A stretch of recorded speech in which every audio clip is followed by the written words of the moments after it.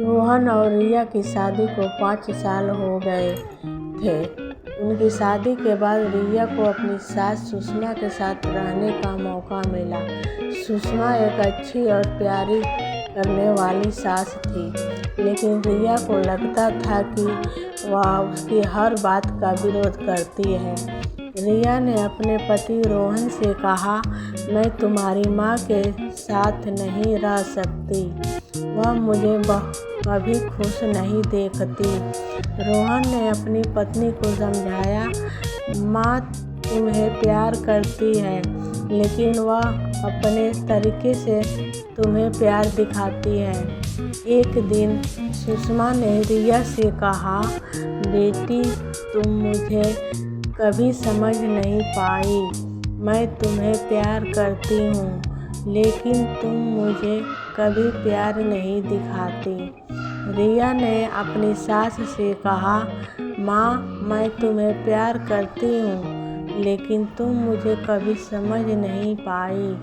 सुषमा और रिया के बीच की दूरी बढ़ती जा रही थी। रोहन ने अपनी पत्नी और माँ के बीच की दूरी को कम करने की कोशिश की, लेकिन वह असफल रहा। एक दिन सुषमा बीमार हो गई। रिया ने अपने सास की देखभाल की और उसे अस्पताल ले गई। सुषमा को दिल का दौरा पड़ा था और वह कोमा में चली गई थी। रिया ने अपने सास के लिए बहुत दुआएं की और उसे जल्दी ठीक होने की कामना की। रोहन ने भी अपनी माँ के लिए बहुत दुआएं की और उसे जल्दी ठीक होने की कामना की। कुछ दिनों बाद सुषमा को होश आया और वह अपने परिवार के साथ मिलकर बहुत खुश थी। रिया ने अपनी सास से कहा, माँ मैं तुम्हें बहुत प्यार करती हूँ, मैं तुम्हारे बिना नहीं रह सकती। सुषमा ने अपनी बहू से कहा, बेटी मैं तुम्हें भी बहुत प्यार करती हूँ, मैं तुम्हारे बिना नहीं रह सकती। रोहन ने अपनी माँ और पत्नी को गले लगाया और कहा, मैं तुम दोनों को बहुत प्यार करता हूँ, मैं तुम दोनों के बिना नहीं रह सकता।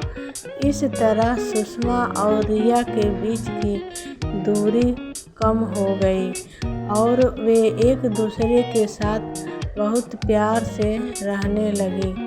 रोहन ने अपनी माँ और पत्नी के बीच की दूरी को कम करने में बहुत महत्वपूर्ण भूमिका निभाई। इस कहानी से हमें यह शिक्षा मिलती है कि परिवार में प्यार और समझ का बहुत महत्व है। अगर हम अपने परिवार के सदस्यों के साथ प्यार और समझ से पेश आते हैं तो हमारे परिवार में बहुत खुशी और शांति हो सकती है।